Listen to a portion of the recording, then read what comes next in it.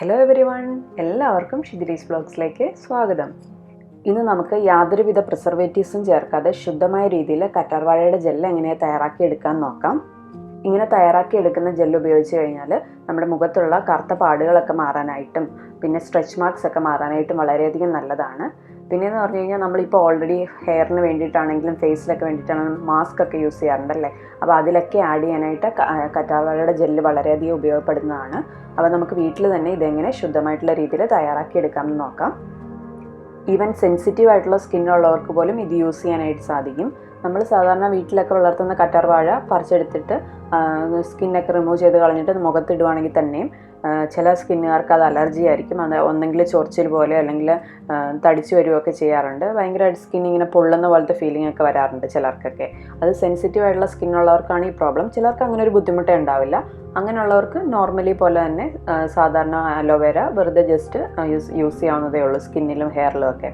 പക്ഷേ സെൻസിറ്റീവ് സ്കിന്നുകാർക്ക് ഉപയോഗിക്കണം എന്നുണ്ടെങ്കിൽ അതിൻ്റേതായ രീതിയിൽ അത് ജെല്ല് പ്രിപ്പയർ ചെയ്തെടുത്തിട്ട് വേണം യൂസ് ചെയ്യാനായിട്ട്. അപ്പോൾ അതെങ്ങനെയാണെന്നുള്ളതാണ് ഈ വീഡിയോയിൽ കാണിച്ചു തരുന്നത്.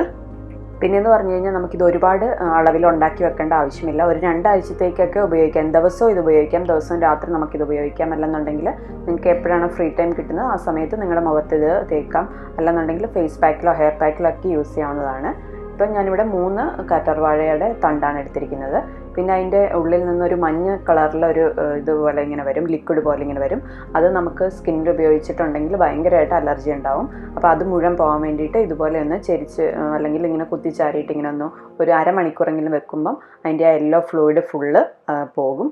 പിന്നെ അതിന് ശേഷം അതിൻ്റെ സൈഡൊക്കെ കളഞ്ഞ് വീണ്ടും നല്ലതുപോലെ വെള്ളത്തിൽ കഴുകി എടുത്തിട്ട് മാത്രമേ ഇത് ജെല്ല് ഉപയോഗിക്കാനായിട്ട് പാടുള്ളൂ.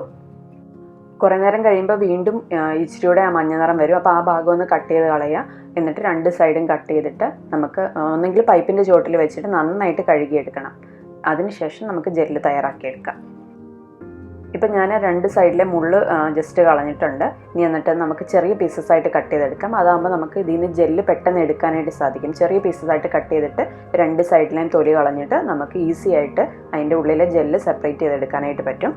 ഒരുപാട് വലിയ പീസസ് ആയിട്ട് കട്ട് ചെയ്തിട്ട് എടുക്കുമ്പം ഒന്നെങ്കിൽ കത്തി കൊണ്ടാണെങ്കിലോ സ്പൂൺ കൊണ്ടൊക്കെ ആണെങ്കിലും ഫുള്ള് ജെല്ല് നമുക്ക് കിട്ടത്തില്ല. ഇത് ചെറിയ കഷ്ണങ്ങളായിട്ട് കട്ട് ചെയ്തിട്ട് എടുക്കുമ്പോൾ അതിലുള്ള മുഴുവൻ ജെല്ലും നമുക്ക് സെപ്പറേറ്റ് ചെയ്തെടുക്കാനായിട്ട് പറ്റും. ഞാനൊരു പാത്രത്തിൽ വെള്ളം എടുത്തിട്ടുണ്ട്, അതിലേക്ക് ഇട്ട് കൊടുക്കുകയാണ് ചെയ്യുന്നത്. ഇത് ഒരു അരമണിക്കൂറെങ്കിലും മാറ്റി വെക്കുക. പൂർണ്ണമായിട്ടും അതിലെ ആ മഞ്ഞ നിറവും അതിൻ്റെ ആ ഇറിറ്റേഷൻ വരുന്ന ആ ഫ്ലൂയിഡ് ഇല്ലേ അതെല്ലാം കംപ്ലീറ്റ് ആയിട്ട് പോകാൻ വേണ്ടിയിട്ടാണ്. ഏകദേശം ഒരു അരമണിക്കൂർ കഴിഞ്ഞപ്പോൾ ഞാനത് നല്ലപോലെ കഴുകി വൃത്തിയാക്കിയതിന് ശേഷം അതിൻ്റെ 2 സൈഡിലുള്ള സ്കിന്ന് റിമൂവ് ചെയ്യാണ്. എന്നിട്ട് അതിൻ്റെ ഉള്ളിൽ ജെല്ല് നമുക്ക് സെപ്പറേറ്റ് ചെയ്തെടുക്കാം. ഇങ്ങനെ ചെയ്തെടുക്കുമ്പം അതിൻ്റെ ഒട്ടും ഗ്രീൻ കളർ, അതായത് അതിൻ്റെ ആ തൊലിയുടെ ഭാഗമില്ലേ ഒട്ടും തന്നെ വരാതിരിക്കാനായിട്ട് പ്രത്യേകം ശ്രദ്ധിക്കുക. ഇപ്പോൾ അലോവേരയുടെ ജെല്ല് മാത്രമായിട്ട് സെപ്പറേറ്റ് ചെയ്തെടുത്തിട്ടുണ്ട്. അങ്ങനെ നമ്മൾ എടുത്ത് വെച്ചിരിക്കുന്ന തണ്ടിൻ്റെ എല്ലാം അങ്ങനെ അതേപോലെ തന്നെ ചെയ്തിട്ടെടുക്കുക. എന്നിട്ട് നന്നായിട്ട് ഒന്നുകൂടെ ഒന്ന് കഴുകിയിട്ട് നമുക്കെടുക്കാം. ഇനി ഇത് നമുക്ക് അരച്ചിട്ടെടുക്കണം. അതിനായിട്ടൊരു മിക്സിയുടെ ജാറിലാണ് ഇടുന്നത്. ഈ നമ്മുടെ കറ്റാർവാഴയുടെ ജെല്ല് നമ്മൾ സെപ്പറേറ്റ് ചെയ്തെടുത്ത് ഇപ്പം നല്ല ക്ലീൻ ആയിട്ടാണ് ഇരിക്കുന്നത്. കണ്ടോ, 2-3 വട്ടം കഴുകിയെടുത്ത് അതിൻ്റെ യെല്ലോയിഷ് കളറെല്ലാം പോയി, യെല്ലോ ഫ്ലൂയിഡ് എല്ലാം പോയിട്ടുണ്ട്. ആ ജെല്ല് ശുദ്ധമായിട്ടുള്ള ആ ജെല്ല് മാത്രമാണ് നമ്മൾ എടുത്തിരിക്കുന്നത്. ഇങ്ങനെ വരുമ്പം ഈവൻ സെൻസിറ്റീവ് ആയിട്ടുള്ള സ്കിന്നുകാർക്ക് പോലും ഒരു തരത്തിലുള്ള അലർജി ഉണ്ടാവില്ല. അക്കാര്യം ശ്രദ്ധിക്കുക. ഒരു തരി പോലും ആ യെല്ലോ കളർ ഫ്ലൂയിഡ് നമ്മൾ എടുക്കുന്ന ഈ ജെല്ലിൽ ഉണ്ടാവാനായിട്ട് പാടില്ല. നല്ലതുപോലെ കഴുകിയിട്ട് വേണം ഇതെടുക്കാനായിട്ട്. ഇത് മിക്സിയുടെ ജാറിലേക്ക് ഇട്ട് കൊടുത്തിട്ടുണ്ട്. ഇത് ജസ്റ്റ് വെറുതെ ഒന്ന് അടിച്ചിട്ടെടുക്കും. എന്നിട്ട് ഇനി നമുക്കിതൊന്ന് അരിച്ചെടുക്കാം. ഈ രീതിയിലാണ് കറ്റാർവാഴ ജെല്ല് തയ്യാറാക്കുന്നതെങ്കിൽ ഇറിറ്റേഷൻ ഒന്നും ഉണ്ടാവില്ല എന്നുള്ളത് ഉറപ്പാണ്. എങ്കിലും നിങ്ങളൊന്ന് ട്രൈ ചെയ്ത് നോക്കുക. ആദ്യം ഞാൻ പറഞ്ഞ പോലെ കയ്യിലോ അല്ലെന്നുണ്ടെങ്കിൽ ചെവിയുടെ പുറകിലോ ഒരു അല്പം മാത്രം എടുത്ത് അപ്ലൈ ചെയ്ത് നോക്കിയിട്ട് 5-10 മിനിറ്റ് വെയിറ്റ് ചെയ്തതിന് ശേഷം മാത്രം ഇത് ഉപയോഗിക്കുക. നൈസായിട്ടുള്ള ഒരു അരിപ്പയിലൂടെ ഇത് അരിച്ചിട്ടെടുക്കുക. അപ്പോൾ അതിൽ ഉള്ള കട്ടകളും ഒക്കെ നന്നായിട്ട് കൈ കൊണ്ടൊന്ന് ഉടച്ചു കൊടുത്തിട്ട് ആ ഉള്ള നീര് ഫുള്ള് നമുക്ക് എടുക്കാം.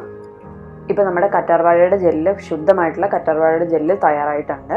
ഇനി ഇത് ഇതേപടി യൂസ് ചെയ്യാനായിട്ട് പറ്റും. പക്ഷേ 1-2 ദിവസമൊക്കെ കഴിയുമ്പം ഇത് കേടായിപ്പം. ശുദ്ധമായിട്ടുള്ളല്ലോ, നമ്മൾ പ്രിസർവേറ്റീവ്സ് ഒന്നും ചേർക്കുന്നില്ലല്ലോ.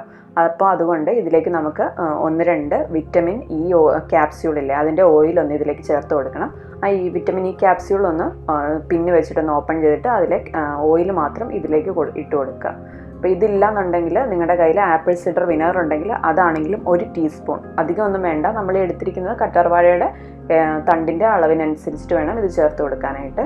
ഞാനിവിടെ 3 തണ്ട് കറ്റാർവാഴയല്ലേ എടുത്തിരുന്നത്. അപ്പോൾ അതിൽ നിന്ന് കിട്ടിയ ജെല്ലിലേക്ക് 2 വിറ്റമിൻ ഇ ക്യാപ്സ്യൂള് അല്ലെന്നുണ്ടെങ്കിൽ 1 ടീസ്പൂൺ ആപ്പിൾ സിഡർ വിനെഗർ അത് ചേർത്ത് കൊടുക്കുക. എന്നിട്ട് നന്നായിട്ട് ഒന്നുകൂടെ മിക്സ് ചെയ്തിട്ടെടുക്കുക. എന്നിട്ട് നമുക്ക് ഏതെങ്കിലും ഒരു ചില്ല് പാത്രത്തിലോ ചെറിയ ഏതെങ്കിലും ടിന്നുകൾ ഉണ്ടാവുമല്ലോ, ചില്ല് കുപ്പി എന്തെങ്കിലും സൂക്ഷിച്ച് വെക്കാം. എന്നിട്ട് നമുക്ക് ഫ്രിഡ്ജിൽ വെക്കാവുന്നതാണ്. ഒരു 2 ആഴ്ചയോളം കേടുകൂടാതിരിക്കും. യാതൊരുവിധ പ്രിസർവേറ്റീവ്സും ചേർത്തിട്ടുമില്ല. ഈവൻ സെൻസിറ്റീവ് സ്കിന്നുകാർക്ക് വരെ യൂസ് ചെയ്യാനായിട്ടും പറ്റും. ഇത് സ്കിന്നിലുള്ള കറുത്ത പാടുകളും കുരുക്കളും ഒക്കെ മാറാനായിട്ട് നല്ലതാണ്. ഈവൻ ഹെയറിലാണെങ്കിലും യൂസ് ചെയ്യാം.